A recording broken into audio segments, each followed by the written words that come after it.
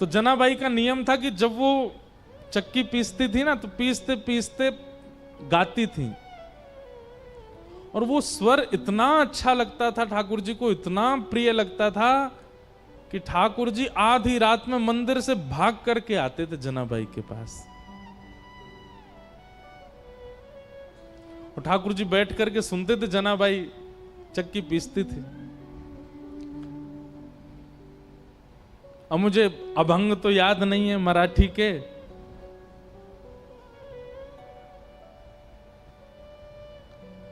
पर कोई जनाबाई का ऐसा भाव याद आएगा कभी तो होगा। अभी अगले 3 दिन में आया तो मैं सुनाऊंगा कुछ। जनाबाई गाती थी और ठाकुर जी सुनते थे बैठ करके। रोज आते थे ठाकुर जी और रोज जनाबाई गाती थी और वहीं बैठ करके श्री ठाकुर जी सुनते थे। एक दिन ठाकुर जी गए और जनाबाई ऐसे चक्की पीस रही थी, तो ठाकुर जी बोले, ए जना, ये चक्की मत पीस। तो जनाबाई बोली, क्यों?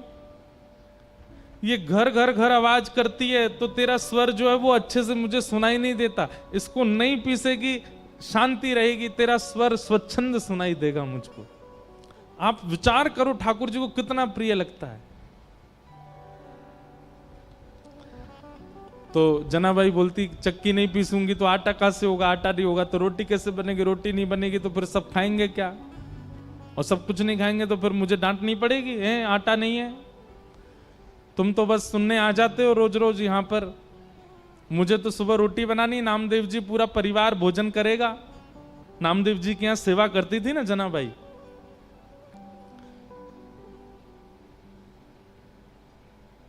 चक्की नहीं रोकती, पीसती रहती, गाती रहती। ठाकुर जी बोले, नहीं नहीं चक्की रोको, मुझे तुम्हारा स्वर सुनना है। तो जनाबाई बोलती, थोड़ा सा रह गया है, एक काम करो, अब मैं पीसूंगी तो धीरे धीरे चलेगा, तुम भी हाथ लगाओ थोड़ा सा। तो ठाकुर जी हाथ लगाते जनाबाई के साथ, और साथ में बैठ करके दोनों पीसते, और पीसते पीसते जनाबाई गाती, ठाकुर जी को सुनाती।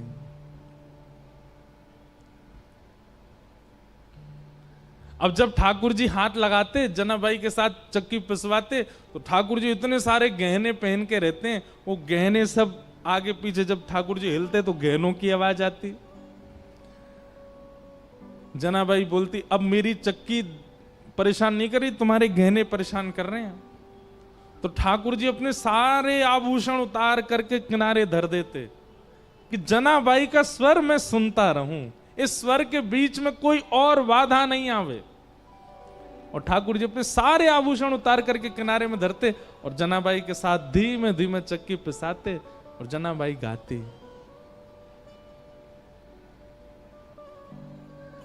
अब जनाबाई का तो पद याद नहीं, पर मीराबाई का एक पद याद है।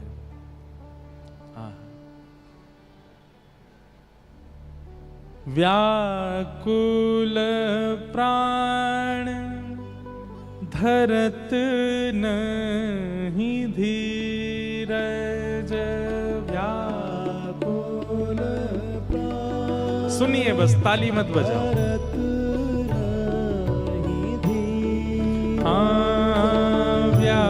व्याकुल प्राण धरत नहीं धीरज, व्याकुल प्राण धरत नहीं धीरज। ओ मिल तू मीत सवेरा, गोविंद मिल तू। मीराबाई कह रही है, मेरे प्राण अब धीरज नहीं रखते हैं, मैं इन प्राणों को कब तक बचा करके रखूं, श्याम सुंदर अब तो मिल जाओ ना मुझे। पिया मोरा गोविंद कब मिले, पिया मोरा गोविंद कब मिले, पिया मोरा। देखो ये भी एक संयोग है, मीराबाई का पद है पर नेत्र बंद करके दिख जनाबाई रही। जनाबाई चक्की पीस रही हैं, ठाकुर जी हाथ लगवा रहे हैं, अपने सारे गहने उतार करके ठाकुर जी, कोई आवाज ना हो, हाथ के अपने स्वर्ण के कड़ूला भी उतार दिए, पैर की पाजेब, क्योंकि ठाकुर जी हिलते हैं तो आवाज होती है। स्वच्छंद जनाबाई का स्वर मेरे कान में जाना चाहिए। और ठाकुर जी नेत्र बंद करके जनाबाई के स्वर सुनते हैं। जनाबाई कहती है, कुछ भोजन किया आपने? ठाकुर जी कहते हैं, हाँ किया। क्या पाया? विठल भगवान कहते हैं, पूरन पोली पाई। अच्छा, पूरन पोली पाई? बोले हाँ। और कल क्या खाया था आपने? ठाकुर जी बोले, कल भी पूरन पोली। परसों क्या खाया था? और छोटी सी जनाबाई, उसको कुछ और तो आता नहीं बात करना, ठाकुर जी से ऐसी बात करती है, सहज बात। आज नहाए थे, पानी गर्म था कि ठंडा था, ऐसे पूछती है। एक बात लिख लीजिएगा भैया, ठाकुर जी चतुरों को नहीं मिलते, सरल को मिलते हैं, सहज को मिलते, जो ज्यादा जानता ही नहीं दुनियादारी, उसको मिलते हैं ठाकुर जी। जनाबाई कहती, परसों भी पूरन पोली खाई थी? बोले हाँ। और उससे पहले? बोले उससे, जब से मंदिर में बैठा हूं तब से पूरन पोली खाता हूं रोज। जनाबाई के नेत्र आंसू आ गए। बोले मुझे कोई रोज पूरन पोली खिलाए, मेरा तो मन नहीं करेगा।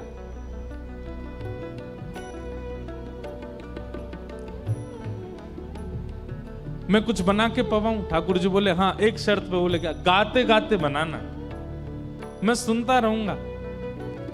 जनाबाई ठीक है। रात्रि का समय, सब सो रहे हैं और जनाबाई ठाकुर जी के साथ आनंद कर रही है। चूल्हा चेताती है धीरे से, हाथों से रोटी बनाती है, दाल रख देती है।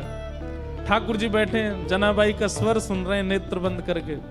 जनाबाई कहती है, केवल सुनते रहोगे? थोड़ा हाथ बटाओ। ठाकुर जी बोले, क्या करना है बताओ? लो सब सब्जी काटो थोड़ी सी। ठाकुर जी काट रहे अपने हाथ से। लेकिन शर्त एक ही है जनाबाई की, क्या?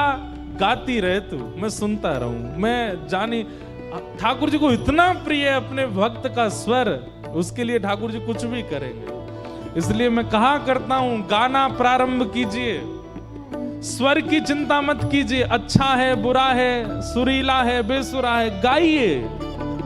ठाकुर जी को बहुत प्रिय लगता है।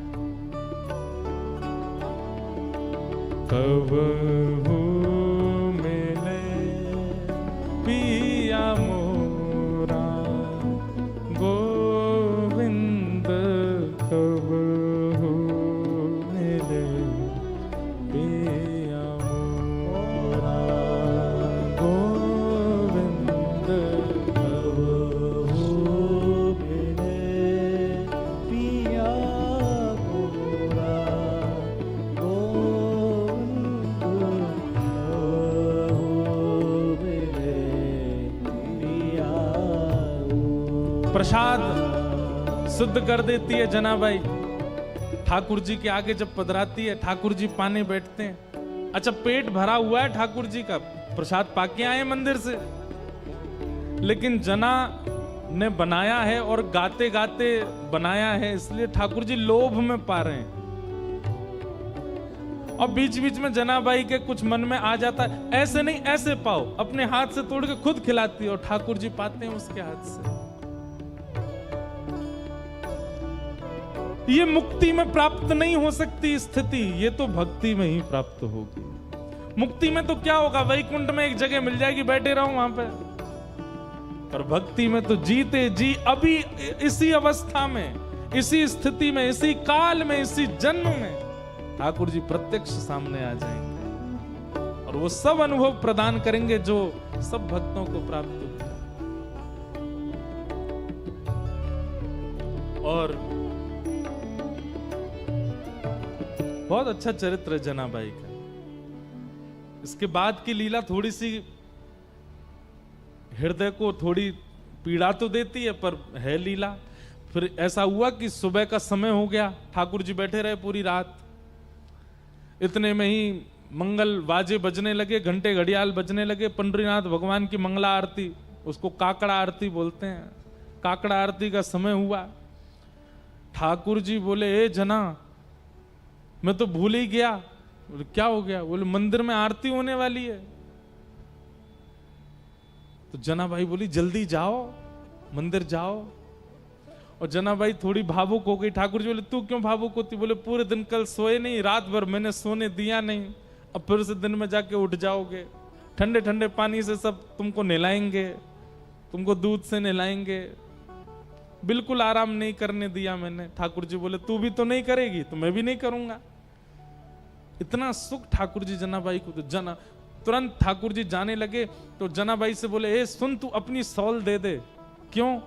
ऐसे जाऊंगा तो सब पहचान जाएंगे मुझको, वहां पुजारी पंडा सब भारी खड़े होंगे, थोड़ा ढक के जाऊंगा खुद को तो किसी को पता नहीं चलेगा। और जनाबाई की सॉल लपेट करके श्री पंडरीनाथ भगवान पहुंचे मंदिर। बाहर पंडा पुजारी खड़े थे, चुपचाप ठाकुर जी मुंह ढकढका के भीतर घुस गए। पंडाओं ने सोचा कोई होंगे, भीतर के सेवक होंगे। और भीतर जाकर के ठाकुर जी जैसे ही अपनी वेदी के ऊपर खड़े हुए ही थे, इतने में ही कपाट खुल गए, सॉल उतार ही नहीं पाए ठाकुर जी। और ऐसे जैसे खड़े भये, कपाट खुले, सब लोग जय जयकार करने लगे, पंडरीनाथ भगवान की जय, रुक्मणीनाथ भगवान की जय। वहीं दर्शनार्थियों में नामदेव जी खड़े थे। नामदेव जी ने जैसे ही ठाकुर जी को, नामदेव जी का नियम था रात्रि शयन के दर्शन करके जाते थे, फिर सुबह मंगला में आते थे। रात्रि शयन में ठाकुर जी इस सॉल में तो नहीं थे। और नामदेव जी के घर में ही सेवा करती है जनाबाई। और जनाबाई की सामग्री नामदेव जी को पता है वो क्या पहनती है। नामदेव जी तुरंत बोले, ये सॉल तो मैंने कहीं देखी है जो पंडरीनाथ पहने, रात में तो नहीं थी, ये सुबह कहां से आ गई? नामदेव जी बोले कहां देखी, कहां देखी, कहां देखी? सोचते सोचते सोचते उनको याद आया, अरे ये तो हमारे घर में सेविका जना पहन के घूमती है, ये तो वही सॉल है। उसकी कढ़ाई आदि बिल्कुल वैसी थी। तो कई बार आश्चर्यचकित वस्तु दिखती है तो आप अचानक से बोल पड़ते हो, और नामदेव जी बोल पड़े, ये तो जना की सॉल है।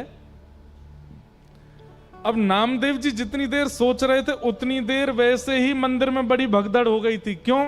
क्योंकि जैसे ही कपाट खोले और ठाकुर जी का जब दर्शन किया तो ठाकुर जी के जितने आभूषण थे वो थे ही नहीं। क्यों? ठाकुर जी तो रात में वहीं चक्की पर छोड़े आए थे जनाबाई के पास में। और यहां सब मंदिर में भागदौड़ होने लगी, बोले अरे ठाकुर जी के आभूषण कहां है, आभूषण कहां? और इसी समय नामदेव जी सोच रहे थे सॉल किसकी है, और अचानक से उनके मुख से निकला, ये सॉल तो जना की है। सारे पुजारियों ने रुक के कहा, क्या कहा? ये सॉल जनाबाई की है? बोला हाँ। इसका मतलब आपके यहाँ जो जनाबाई है वही आकर के और यहाँ पे जो है सब चोरी करके चली गई, ठाकुर जी के सब आभूषण ले गई। किसी ने भी सदविचार नहीं किया, सबने दुर्विचार किया कि जनाबाई सब ठाकुर जी के आभूषण चुरा के चले गए। यहां जनाबाई रात भर का जो उसका अनुभव था उसको आनंद ले रही थी, स्नान ध्यान करके आज बड़ी प्रसन्न है, तिलक लगाती है, सुंदर साड़ी पहनती है और बढ़िया सुंदर अपना गजरा बांधती है। ठाकुर जी ने रात में जो सुख दिया उसको भूल नहीं पा रही है। और इतने में ही सब पुजारी आ गए और पुजारियों ने आकर के कहा, ए जना तू ठाकुर जी के आभूषण चुरा के लाई? जनाबाई को अचानक याद आया, बोले अरे रात में चक्की पीसते समय आवाज हो रही थी तो उन्होंने उतार के चक्की के पास ही रख दिए थे। अब जनाबाई इतने लोगों को कैसे समझाए? प्रेम का यह स्वरूप है कि वो संख्यकों को नहीं समझाया जा सकता। अब जनाबाई बोलती कि वो आए थे, पिसवा रहे थे, कौन सुनने को तैयार होता उस समय? पुजारियों ने कहा ऐसे नहीं बताई कि ढूंढो, अंदर जाकर के सब देखा तो चक्की के पास ही ठाकुर जी के आभूषण मिल गए। ठाकुर जी की लीला कैसी विचित्र है, कभी कभी तो गुस्सा आ जाता है ठाकुर जी पे, ऐसा क्यों करते हैं ठाकुर जी? खुद ही छोड़ के गए सारे आभूषण। सब पुजारियों ने जनाबाई को घेर लिया, बोले कि इसने हमारे ठाकुर जी के आभूषण चुराए हैं, इसको दंड मिलना चाहिए। जनाबाई नीची नजर करके नेत्रों से अश्रु गिर रहे हैं, पर मन से बड़ी प्रसन्न है। वाह पांडुरंगा, बड़े नटखट हो, रात में लीला करते हो, सुख देते हो, प्रेम करते हो, और फिर सुबह ऐसे सबके बीच में आरोप लगवा रहे हो। लेकिन भक्त का स्वभाव होता है तेरे फूलों से भी प्यार, तेरे कांटों से भी प्यार, तू जो भी देना चाहे दे दे मेरे करता, सब स्वीकार। और पंढरपुर में एक घनघोर बादल ने आकर के आक्रमण किया। सब लोगों ने निश्चित किया कि जनाबाई को सूली पर चढ़ा दो, इसने ठाकुर जी के आभूषण चुराए। लोगों को पता चले कि पंडरीनाथ भगवान की किसी भी वस्तु का हरण करने से क्या होता है। थोड़ा सा रोष किया जनाबाई ने। पंडरीनाथ के सामने जनाबाई कहती हैं, बोले कि नाथ मुझे सूली पर चढ़ने में दिक्कत नहीं, पर कल को आपके भगत बहुत डरेंगे। जैसे रात में मेरे घर आ गए थे, मैंने तो द्वार खोल के भीतर बुला लिया था, कल को किसी और के घर जाओगे तो कोई द्वार खोलेगा नहीं। आपका क्या पता कहीं कड़ूला छोड़ के चले जाओ, कहीं मुकुट छोड़ के चले जाओ, सुबह आरोप लगे तो। लेकिन जनाबाई क्रोध तो कर रही है, लेकिन प्रेम में कर रही है। ठीक है, पर मुझे स्वीकार है। किसी ने प्रश्न किया नामदेव जी ने क्यों नहीं रोका? क्योंकि नामदेव जी जान गए थे कि ठाकुर जी अब जना को संसार में नहीं देखना चाहते, उसको अपने नित्य निकुंज में बुलाना चाहते हैं, वो सदा उनके पास रहे, ठाकुर जी की वो इच्छा है। सब लोगों ने सूली बना दी और जनाबाई को उस पर चढ़ा दिया। लेकिन जैसे ही जनाबाई सूली के ऊपर गई, विट्ठल को स्मरण करके नेत्र सजल हो गए। ये हो नहीं सकता है, ये ठाकुर जी होने नहीं देंगे। और इतने में ही लाखों लोगों के सामने देखते ही देखते जो सूली बनाई थी वो पिघल गई, पिघल करके अंतर ध्यान हो गई, कोई सूली नहीं थी। जनाबाई स्वच्छंद खड़ी थी, ठाकुर जी ने उसको पिघला दिया, एक मोम की तरह पूरी सूली पिघल गई। लेकिन जनाबाई अब वापस संसार में आने वाली नहीं थी, और खड़े खड़े जनाबाई ने वहीं अपने देह का त्याग कर दिया और श्री ठाकुर जी की नित्य लीला में प्रवेश कर गए। आज भी जनाबाई का गोपालपुर गांव है पंढरपुर के पास, वहां सब व्यवस्थित है। जनाबाई के हाथ के थपे हुए कंडे जिनमें से विट्ठल विट्ठल स्वर आता था वो भी रखे हैं। और ठाकुर जी ने श्री नित्य लीला में प्रवेश करा दिया जनाबाई को। ठाकुर जी की लीला को कभी कोई नहीं समझ सकता, वो कब कहां क्या किस रूप में करना चाह रहे हैं। नामदेव जी के नेत्र सजल हो गए और पता चला कि श्री जना जो है ये तो ठाकुर जी की लीला में जा चुकी है। मुक्ति मृत्यु के बाद भगवान का दर्शन कराती है, पर भक्ति तो जीते जी ठाकुर जी का अनुभव करा देती है, ठाकुर जी का संग करा देती है। श्रीमद् भागवत का उद्देश्य मुक्ति प्रदान करना नहीं है।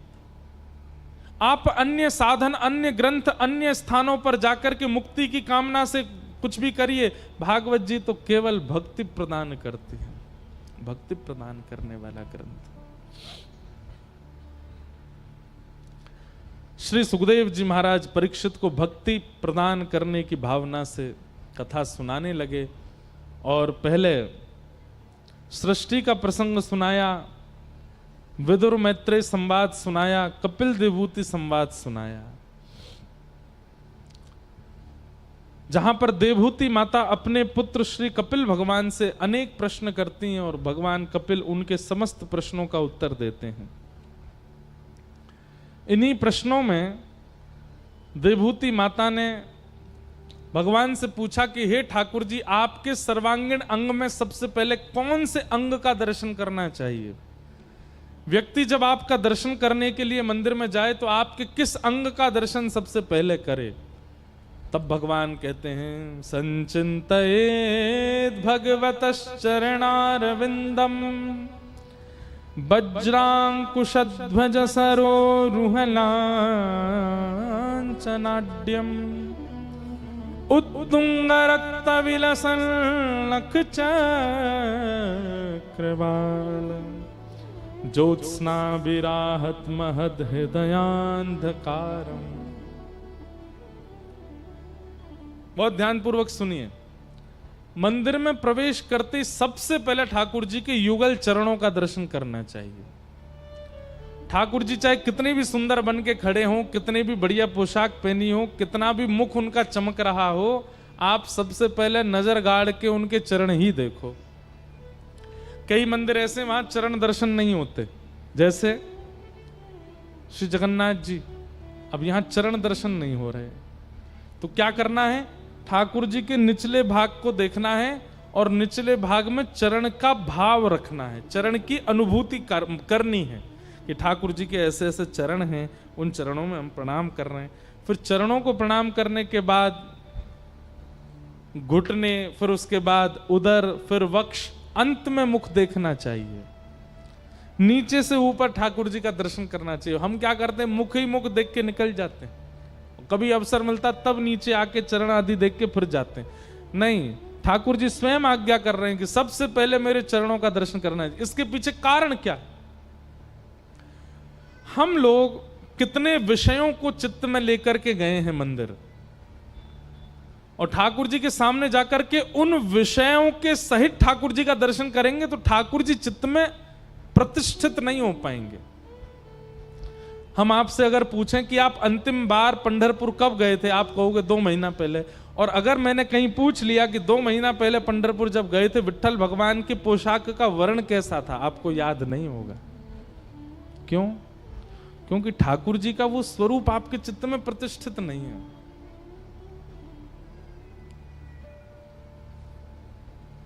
पर आपसे पूछा जाए कि जब आपका ब्याह हुआ था तब आपकी पत्नी ने कौन से कलर की साड़ी पहनी थी ब्याह पे, आपको याद होगा।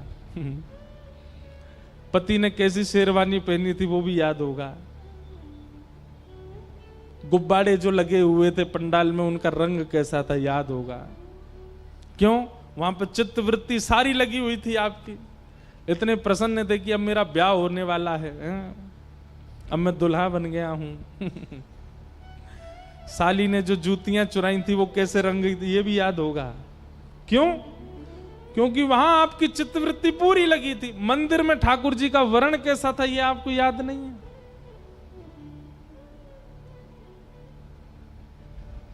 महाराज कोई पूछ ले तो प्रेमी का तो स्वरूप ऐसा होता है कि वो 2 साल पहले अपने प्रियतम को मैंने कैसे देखा था उसको याद होता है।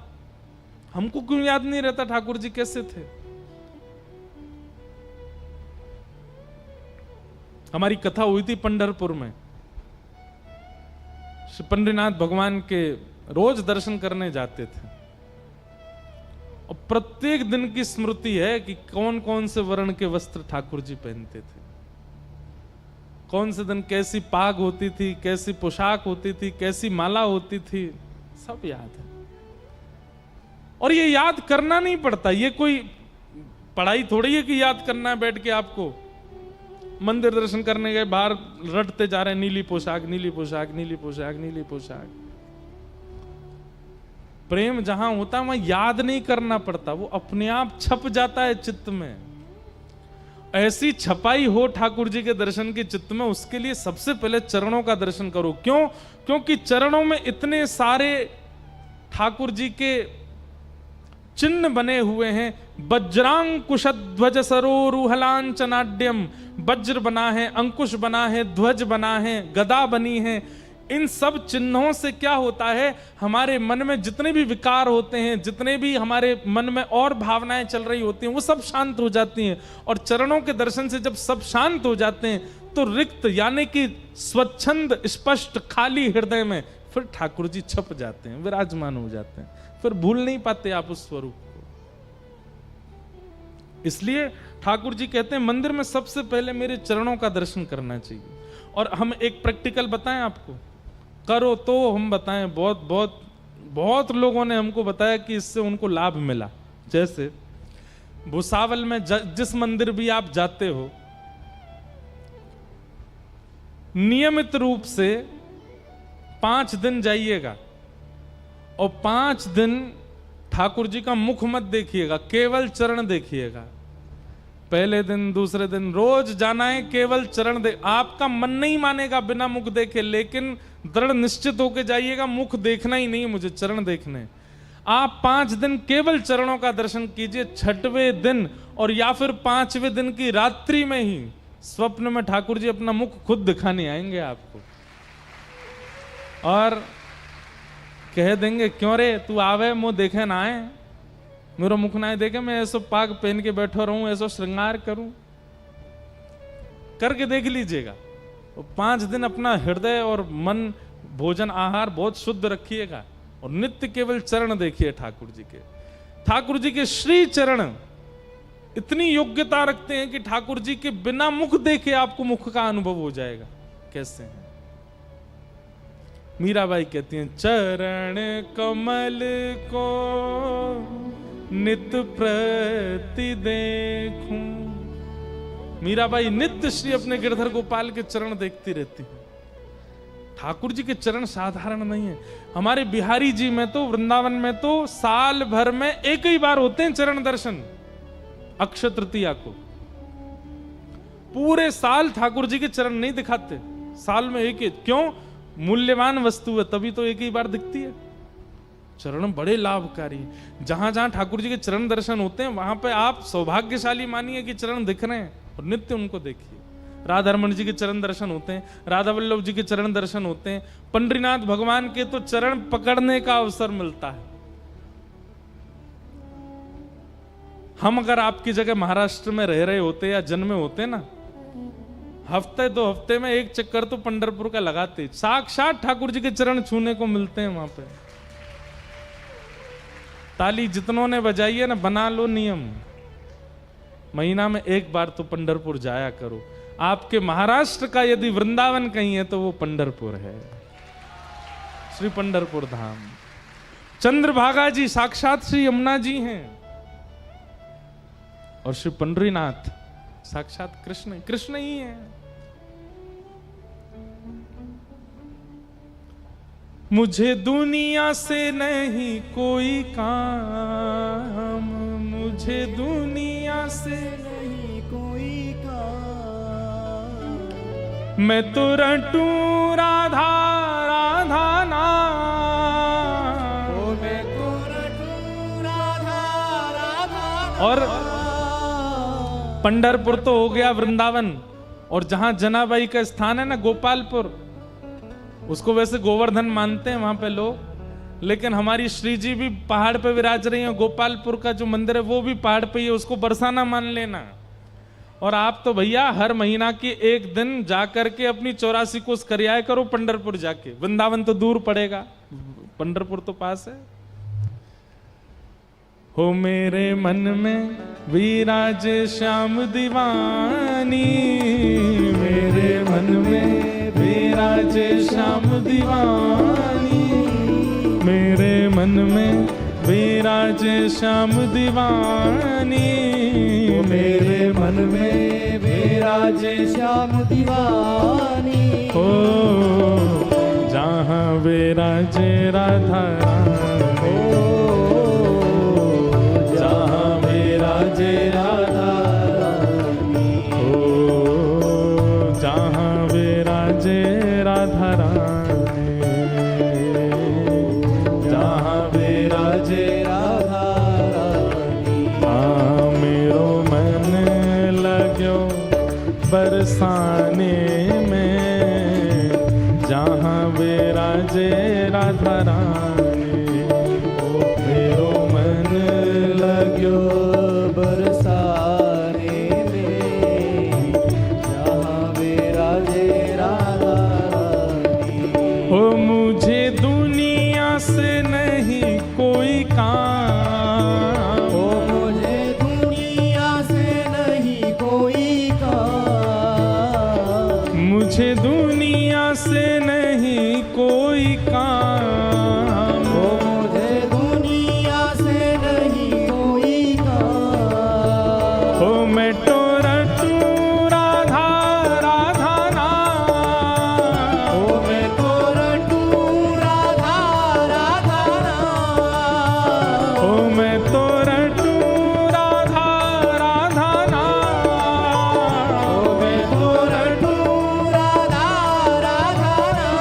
उठा के ओ जय राधे राधे जय राधे राधे श्री राधे राधे श्री राधे राधे जय राधे राधे जय राधे राधे श्री राधे राधे जय राधे राधे जय राधे राधे जय राधे राधे श्री राधे राधे श्री राधे ओ राधे मुझे दुनिया से नहीं कोई काम दुनिया से नहीं कोई काम हाँ मैं तो रटूं राधा राधा नाम मैं तो रटूं राधा राधा नाम दर्शन करूं शुभ शाम दर्शन करूं शुभ ओ मेरे मन में विराजे श्याम दीवानी मेरे मन में विराजे श्याम दीवानी ओ मेरे मन में विराजे श्यामा प्यारी मेरे मन में विराजे श्याम प्यारी आइए जहाँ विराजे राधा जहाँ विराजे राधा प्यारी मेरो मन लाग्यो बरसाने में जहाँ विराजे राधा रानी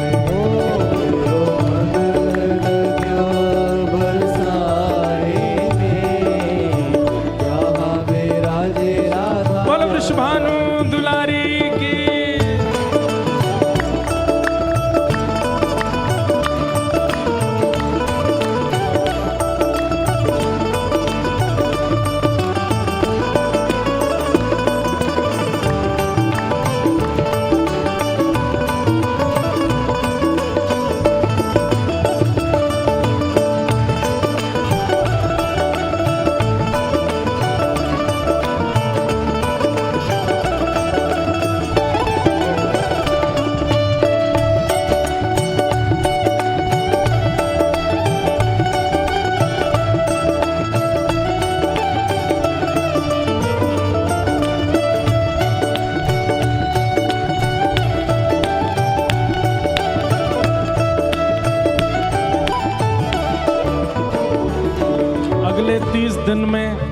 अगले 30 दिन में आप में से जो भी पंढरपुर जा रहा हो, हमारा एक काम करे आओगे। श्री पंडरीनाथ भगवान के सामने जैसे ही पहुंचो, दोनों भुजा उठा के बोलियो बोल वृषभानु के जमाई की। वैसे तो मैं भी जा रहा हूं अगले हफ्ते ही, लेकिन अगर चाहते हैं कि महाराज पंडरीनाथ भगवान प्रसन्न हो जाएं, सब कहते हैं रुक्मणी रमण भगवान की जय, पंडरीनाथ भगवान की जय, विठल भगवान की जय। आप लोग कहियो वृषभानु के जमाई की जय। हमारे वृंदावन में तो जो भी जाता है सब यही कहते हैं वृषभानु की जय। ठाकुर जी खुश हो जाते होंगे, वाह हमारे ससुराल पक्ष को नाम लेकर के हमको प्रणाम कर रहे हैं। बोल वृषभानु के जमाई की।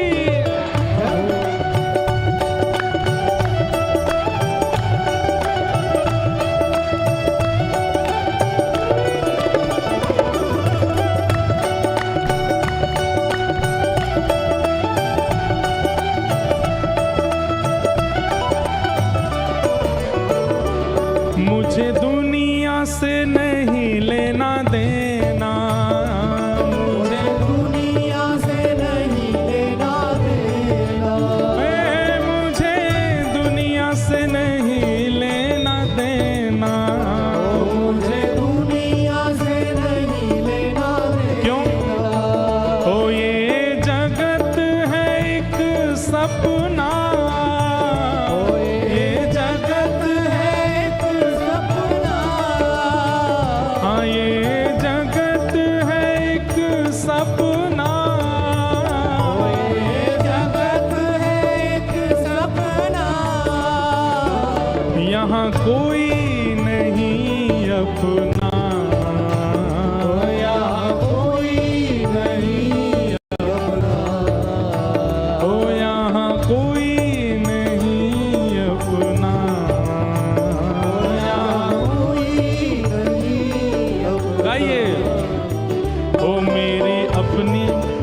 वृषभानु दुलारी, मेरी अपनी वृषभानु दुलारी।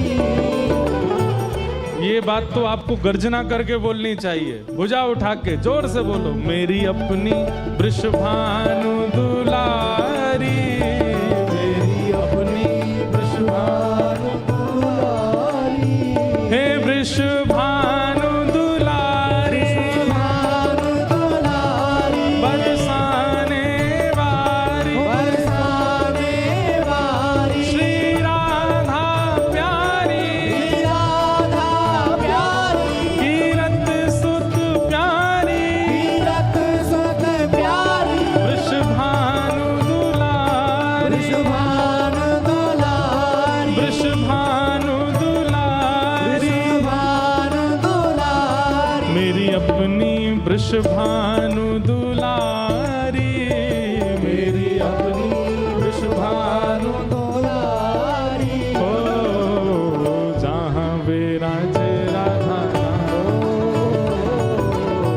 जहाँ विराजे राधा रानी, ओ मेरो मन लाग्यो बरसाने में, जहाँ विराजे राधा रानी।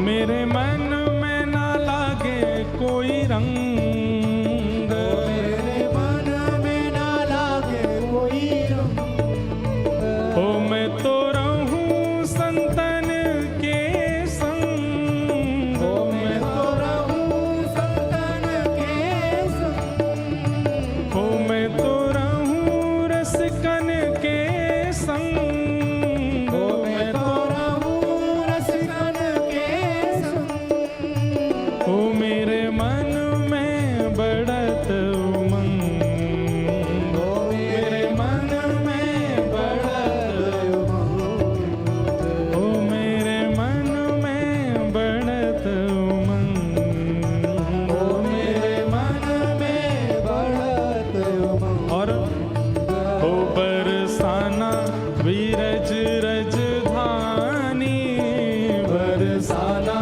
विरज रजधानी, हो बरसाना विरज रज धानी, बरसाना विरज रजधानी, हो जहाँ विराजे राधा रानी,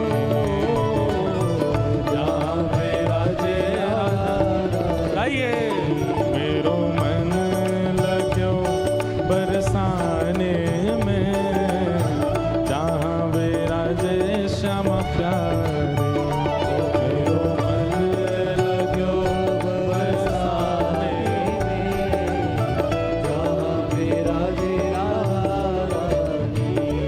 हे बरसाने में, राधे वृंदावन में, राधे राधे गोवर्धन में, राधे राधे पंढरपुर में, राधे राधे सब मिल गावे, राधे राधे भाव से गावे, राधे राधे प्रेम से बोले, राधे राधे वृषभानु दुलारी, राधे राधे बरसाने वाली, राधे राधे कीरत सुत प्यारी, राधे राधे हरिवंश प्यारी, राधे राधे हरिदास दुलारी, राधे राधे वृंदावन वाली, राधे राधे जय राधे राधे, राधे राधे श्री राधे राधे, राधे राधे जय राधे राधे, राधे राधे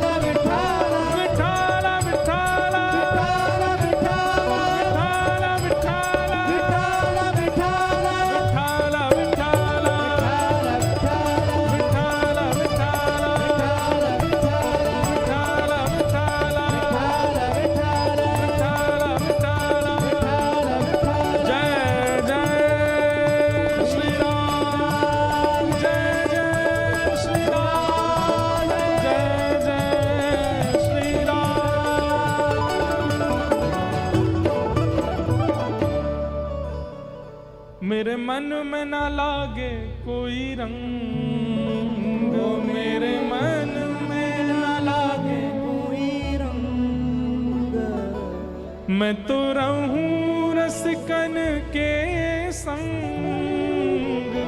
मैं तो रहूं रसिकन के संग,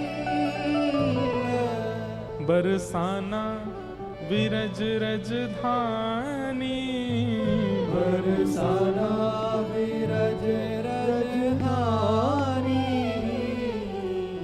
जहाँ विराजे राधा रानी, जहाँ विराजे राधा रानी। तो ठाकुर जी के चरण दर्शन पहले करने ताकि चित्त में स्वरूप विराजमान हो। हमारे मध्य आज बड़ी कृपा करके परम पूजनीय प्रातस्मरणीय श्री 1008 महामंडलेश्वर पूज्य श्री जनार्दन जी महाराज पधारे हैं। महाराज जी को बारंबार वंदन, बारंबार प्रणाम। और आपका आगमन उसी समय हुआ जब ये पंक्ति चल रही थी कि मैं तो रहूं संतन के संग।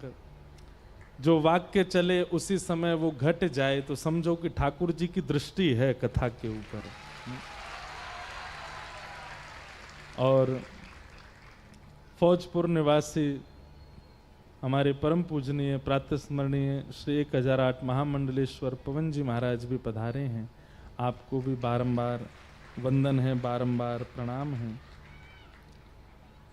साथ ही व्यास जी भी आए हैं, आपको भी बारंबार वंदन है।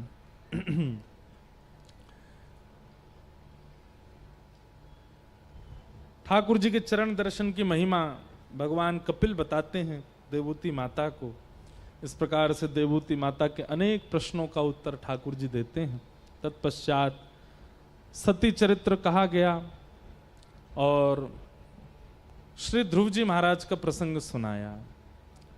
बाल अवस्था में श्री ध्रुव जी को अल्प 5 महीने के केवल भजन साधन से श्री ठाकुर जी का दर्शन हो गया। एक बात बहुत ध्यान पूर्वक सुनिए। कल ध्रुव चरित्र हम सुना रहे थे कथा में, प्रहलाद जी का चरित्र भी कल ही सुना दिया था, पर ध्रुव जी के प्रसंग की एक विशेष बात सुनिएगा, बहुत ध्यान पूर्वक सुनिए। ठाकुर जी के दर्शन में आवश्यक क्या होता है जिससे ठाकुर जी जल्दी रीझ जाएं? सब लोग इधर देखिए, बहुत ध्यान से सुनिए।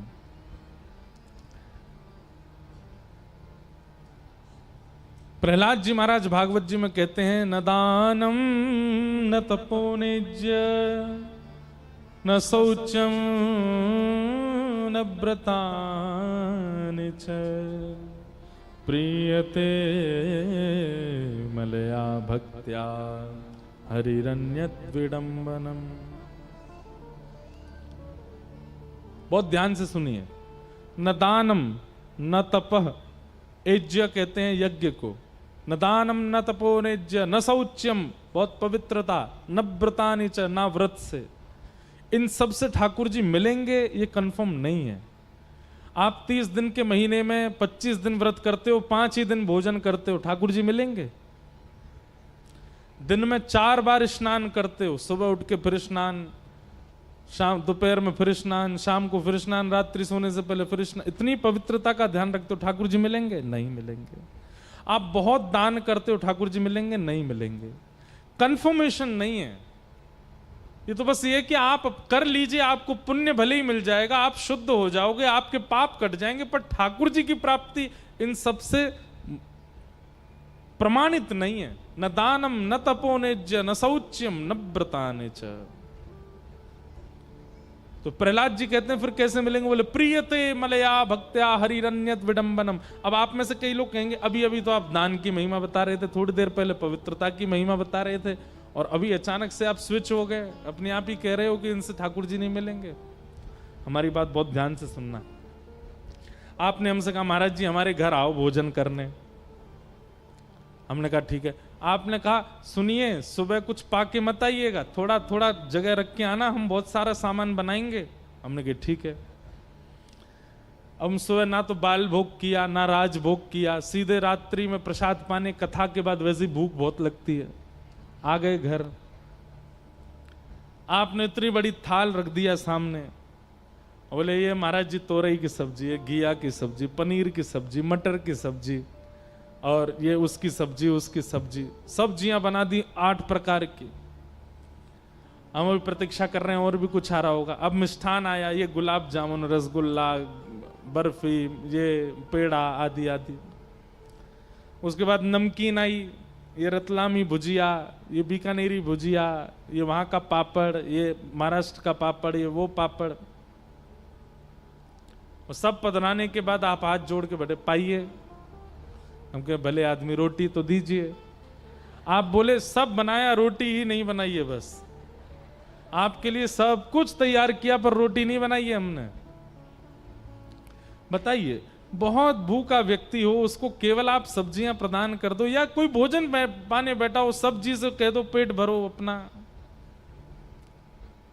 तृप्त नहीं हो पाएगा। खा तो लेगा लेकिन तृप्ति का अनुभव नहीं होगा। ठीक वैसे ही आप यज्ञ करते हैं, आप व्रत करते हैं, आप दान करते हैं, आप पवित्रता का ध्यान रखते हैं, सब कुछ करते हैं, पर ठाकुर जी की प्रिय लगने वाली प्रियते मलया भक्त्या निर्मल भक्ति नहीं करते हैं ठाकुर जी की, ठाकुर जी तृप्त नहीं होते। फिर ठाकुर जी कहते हैं इसने सब्जियां तो खूब पवा दी, मिठाइयां तो खूब पवा दी, रोटी नहीं पवा रहा है। और कोई बहुत भूखा व्यक्ति हो उसको आप बहुत सब्जियां मत दो, लेकिन उससे कह दो भैया रोटी तो रखी है घर में। बहुत भूखा व्यक्ति पानी से रोटियां भी खा लेगा और रोटी से तृप्त हो जाएगा। ठाकुर जी की तृप्ति के लिए निर्मल भक्ति चाहिए। अन्य साधन तो फिर उसको सजाने के लिए, उसकी प्रेजेंटेशन के लिए और स्वाद बढ़ाने के लिए होते हैं। बाकी तृप्ति तो रोटी से ही होती है, तृप्ति तो भक्ति से होती है ठाकुर जी की। ध्रुव जी महाराज ने 5 वर्ष की आयु में ठाकुर जी को प्राप्त कर लिया। यहां लोग 5-5 हजार साल तक तपस्या करके जा चुके हैं, भारत में ठाकुर जी नहीं मिले। 5 वर्ष में 5 महीने के तप ने भगवान को प्रकट कर दिया। इससे क्या प्रमाणित होता है कि बहुत लंबे समय तक भजन करना, इससे ठाकुर जी मिलते हैं? नहीं। कई लोग कहते हैं 4 घंटे महाराज जी रोज पूजा करता हूं मैं, सुबह 5 बजे बैठ जाता हूं ठाकुर जी के सामने, और मैं उठते कितने बजे? 9 बजे उठता हूं। फिर चाहे इस बीच में ब्रह्मा आ जाए मैं हिलता नहीं हूं। कई लोग बहुत गाते हैं अपने भजन को। आप समय कितना लगा रहे हो ठाकुर जी के आगे, ये बड़ी बात नहीं है। जितना लगा रहे हो उतने में ठाकुर जी से प्रेम कितना बढ़ रहा है, ये बड़ी बात है। हम नियम करते हैं, बस नियम पूर्ति होती है हमारी। अब ये करना है, अब ये करना, अब इनको नहलाना है, अब इनको तिलक लगाना, अब चंदन लगाना, अब अगरबत्ती घुमानी, अब ये सब पूजा है। और ठाकुर जी पूजा से नहीं, सेवा से मिलते हैं। और सेवा में अगर एक क्षण भी दिया जाए तो 4 घंटे पर भारी पड़ेगा। प्रहलाद जी, ध्रुव जी महाराज ने वर्षों तक तपस्या नहीं की, लेकिन 5 महीने में वो किया जिससे ठाकुर जी प्रसन्न हो गए। लिख लीजिएगा, ठाकुर जी को प्रसन्न करने के लिए सबसे ज्यादा भक्ति में आवश्यक क्या होता है? उत्कंठा। क्या होता है? उत्कंठा। कई लोग तो जानते ही नहीं होंगे उत्कंठा का मतलब क्या होता है। अब देखो, शुद्ध हिंदी में बोल रहे हैं तो आपको समझ नहीं आएगा, और अभी हम उर्दू का एक शब्द बोलेंगे सब समझ जाओगे। तड़प सब जान गए। हम कहते हैं कि हम हिंदू हैं। उत्कंठा, व्याकुलता, विचलनता। अब इनसे आप नहीं समझे, उर्दू के 2 शब्द बोलेंगे उससे समझ जाओगे। उत्कंठ, तड़प और जिद, इससे आप समझ गए। थोड़ा ये शब्द है ना, इन शब्दकोशों को भी सीखिए। भक्ति में कितना समय आप लगा रहे हो वो जरूरी नहीं, पर जितना समय लगा रहे हो उसमें कितने उत्कंठित हो वो आवश्यक है। उसमें कितने व्याकुल हो। जनाबाई की भक्ति हो चाहे मीराबाई की भक्ति हो, उनकी भक्ति में समय प्रधान नहीं था, उत्कंठा प्रधान थी। ठाकुर जी के प्रति जो चित्त में व्याकुलता है, उस व्याकुलता से ठाकुर जी आते थे। नामदेव जी की व्याकुलता से ठाकुर जी प्रकट होते थे। हमारी भक्ति में सब कुछ है, उत्कंठा छोड़ के। जिद नहीं है ठाकुर जी से, हट नहीं है ठाकुर जी से मिलने का। आपको पता है, आज जनाबाई को बहुत याद आ रही। जनाबाई पंढरपुर कैसे आई थी? आषाढ़ी एकादशी के दिन अपने माता पिता के साथ आई थी। एकादशी को इतनी भीड़ होती पंढरपुर में। जनाबाई पहले ही सोच के आई थी कि मैं एक बार पंढरपुर जाऊंगी ठाकुर जी के पास और सदा उन्हीं के पास रहूंगी। ऐसा कोई योग बने कि मैं कभी लौट करके ना आऊं वहां से। और अब कई कथाएं सुनी हमने। एक जगह तो ऐसा सुना माता पिता बाल्यकाल में चले गए थे, पर एक कथा हमने ऐसी सुनी। कैसी? कि जनाबाई अपने माता पिता के साथ गई और इतनी भीड़ थी कि अपने माता पिता से बिछुड़ गई। हाथ छूट गया पिताजी का, खो गई। अब माता पिता तो व्याकुल हैं, हमारी लाली कहाँ है, लाली कहाँ है। और जनाबाई जैसे ही माता पिता से बिछड़ी नाचने लगी, खुश हो गई। बोले अब अच्छा, अब यहीं रहूंगी मैं। और चंद्रभागा के तट पर जाकर के बैठ गई। इतनी प्रसन्न है कि अब मेरा परिवार पंढरपुर ही है। माझी बहिण चंद्रभागा, माझी बहिण चंद्रभागा, करित से पाप भंग, करित से पाप भंग, माझे माहिर पंढरी, आहे भीवर चाते रे।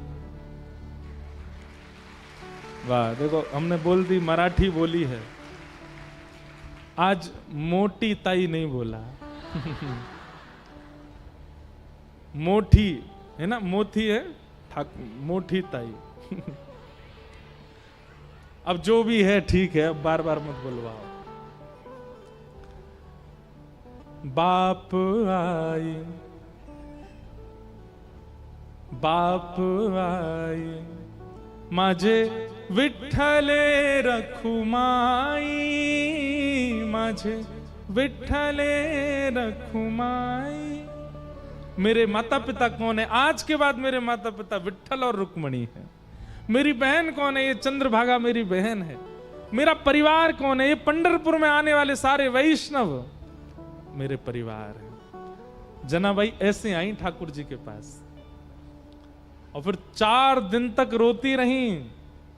क्यों? इतनी भीड़ की दर्शन ही नहीं हुए पंडरीनाथ जी के। तब रोती हुई जनाबाई को एक महात्मा, एक साधक अपने यहां लेकर, वही थे श्री नामदेव जी महाराज।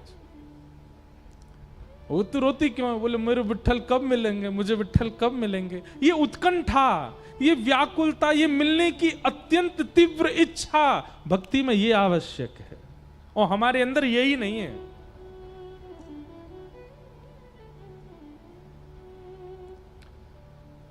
आप कथा सुनने आए हैं तो कहीं ना कहीं इसके पीछे आपकी इच्छा है कि भाई महाराज जी की हमने कथा सुनी है तो सुनने जाएंगे। चलो फ्री टाइम है, एग्जाम हो गए बच्चों के, सुनने जाएंगे। नव साल, नव वर्ष चल रहा है, रामनवमी आ रही है, नवरात्रि है, पुण्य बढ़ेगा, कथा सुनने जाएंगे। उत्कंठा से कितने लोग आए हैं, व्याकुलता से कि कथा में ऐसा कुछ सुनने में आ जाए, ऐसा कोई भाव हमारे अंदर आ जाए कि हमें साक्षात पंडरीनाथ के भुसावल में ही दर्शन हो जाए। ये व्याकुलता सबकी नहीं है, और जिसकी है वो सौभाग्यशाली। भक्ति लिख लीजिएगा, पवित्रता नहीं है चलेगा, दान नहीं है चलेगा, व्रत नहीं है चलेगा। हम ज्यादा व्रत नहीं कर पाते, हम अपनी एकादशी व्रत करते, बस एकादशी व्रत करते हैं, रामनवमी व्रत करते हैं, जन्माष्टमी व्रत करते हैं। अब कई लोग मुझे बोले नवरात्रि, मैंने कहा भाई देखो ये बना नहीं रहे, यही व्रत है हमारा। और ज्यादा भूखे रहनी, भूखे भजन ना होए गोपाला, व्रत ज्यादा नहीं हो सकता। हमारे लाल जी भी नहीं करते तो हम भी नहीं करते। लेकिन अच्छा एक बात बताऊं, मैं कथा में एक बात पर बहुत जोर देता हूं कि आदमी जीव का व्रत करता है कि इसको साबूदाना खिलाएंगे, इसको खिचड़ी खिलाएंगे, इसको अन्न नहीं खिलाएंगे। भाई सबसे बड़ा एक बात बता दें, आज सबसे बड़ा व्रत क्या है, इसका व्रत करके दिखा दो। अन्न छोड़ना बड़ी बात नहीं रह गई आज की डेट में। आपको पता अन्न व्रत की प्रथा क्यों शुरू हुई थी? क्योंकि प्राचीन काल में भोजन ही था, व्यक्ति के पास और कुछ नहीं था। वो मेहनत करता था भोजन पाने के लिए, इतना खाता था, सुबह भी खाता, दोपहर में भी खाता, मध्याह्न में भी खाता, बीच में और खाता, फिर रात में फिर खाता, सोने से पहले फिर खा लेता। इसलिए हमारे आचार्यों ने कहा भाई इतना भोजन करेगा व्यक्ति तो इसके कोई व्रत बनाओ। फिर व्रत बना दिए, एकादशी का व्रत, सोमवार का व्रत, मंगलवार का व्रत, ये व्रत, ताकि अन्न कम खाएगा तो कम से कम स्वस्थ रहेगा। इसलिए व्रत में अन्न त्याग बनाया। पर अब जमाना बदल गया है। कई बच्चे ऐसे हैं वो सो के ही 2 बजे उठे, ना तो उन्होंने नाश्ता किया ना उन्होंने दोपहर का भोजन किया। व्रत तो आधा दिन का वैसे ही हो गया उनका। व्रत करना कोई बड़ी बात नहीं है आज की डेट में। कोई बहुत इतराया मत कीजिए वो लोग जो 9 दिन का व्रत करते हैं, तो हम 9 दिन हो गए अन्न नहीं खा रहे। मैं मानूं तब आपको कि फोन छोड़ के दिखाओ 9 दिन के लिए। महाराज एक बात बता दें आपको, आगामी सावन के महीने में 16 सोमवार आपने अगर फोन नहीं छुआ, इंटरनेट नहीं चलाया, 16वें सोमवार के दिन शिवलिंग में से महादेव प्रकट हो जाएंगे। मैं प्रसन्न हो गया, वरदान मांग ले क्या चाहिए तुझे, मांग बेटा। व्रत उसका किया जाता है जिस वस्तु के आप बहुत आदी हो चुके हो। मैं तो अपने श्रोताओं से कहता हूं कि हर एकादशी पर अपनी नई इंद्रिय का व्रत किया करो। कभी कभी जीव का व्रत, कभी कानों का व्रत। कान का व्रत कैसे? इन कानों से आज संसार की बातें नहीं सुनेंगे, केवल भगवत चर्चा सुनेंगे, हो गया कान का व्रत। नेत्रों का व्रत, आज इन नेत्रों से कुछ और देखेंगे ही नहीं, केवल श्याम सुंदर से संबंधी वस्तु देखेंगे, नेत्रों का व्रत। हाथों का व्रत, क्या इन हाथों से आज केवल सेवा करेंगे, अपने घर के मंदिर की सेवा, अपने नगर के मंदिर की सेवा, संतों की सेवा, रसिकों की सेवा, साधुओं की सेवा। पैरों का व्रत, आज क्या करेंगे? बोले सूर्योदय से सूर्यास्त तक केवल ठाकुर जी की प्रदक्षिणा करेंगे, नृत्य करेंगे, कीर्तन करेंगे। ऐसे व्रत कीजिए। एकादशी पर अन्न में पाप का निवास होता है, वो तो स्वाभाविक बात है कि उस दिन अन्न नहीं खाना चाहिए। पर व्रत तो बहुत सारी चीज हैं, इनको त्याग करके दिखाओ तो आपके व्रत से ठाकुर जी प्रसन्न हो जाएं। तो भक्ति में क्या होनी चाहिए? उत्कंठा। भक्ति में क्या होनी चाहिए? व्याकुलता। भक्ति में क्या होनी चाहिए? तीव्रता। मिलने की, आपको समझ आए तो भाषा में कहूं जिद, तब ठाकुर जी मिलते हैं। ध्रुव जी की भक्ति में वही जिद है। 1 महीना फल खा करके किया, दूसरे महीना पत्र खा करके किया, तीसरे महीना श्वास हवा पी के किया, चौथे महीना श्वास ही रोक दी अपनी, 5वें महीना ठाकुर जी प्रकट हो गए सामने। क्यों? जिद है, ये तड़पन है, ये उत्कंठा है, व्याकुलता है, इसलिए ठाकुर जी आ गए। ठाकुर जी ने आकर के वरदान दिया, सबने कल सुनी थी कथा में। इस प्रकार ध्रुव जी महाराज के वंश को हम प्रणाम करते हैं। समय भाग रहा है, कई लोग तो बेचारे यहाँ 3 बजे से आके बैठ जाते हैं, हमको बड़ी दया आती है, इसलिए हम जल्दी जल्दी प्रसंग कह दें। आज ठाकुर जी का जन्मोत्सव होना है। आगे श्री पृथु महाराज का चरित्र सुनाया। पृथु के कारण ही धरती को पृथ्वी कहा जाता है। भगवान के अवतार थे श्री पृथु महाराज। इन्होंने अनेक यज्ञ किए और भगवान से 1000 सहस्त्र कान मांगे ताकि दर्शन, आपकी कथा सुन सकें। पुरंजन उपाख्यान आदि सुनाए गए। श्री भरत जी महाराज जड़ भरत बने और रहुगण के कई भावों का इन्होंने निराकरण किया। आदि आदि ये सब कथा सुनाई गई। भूगोल खगोल का वर्णन, नरकों का वर्णन किया गया। बहुत ध्यानपूर्वक सुनिएगा। नरक जाने वाले के 6 लक्षण हैं।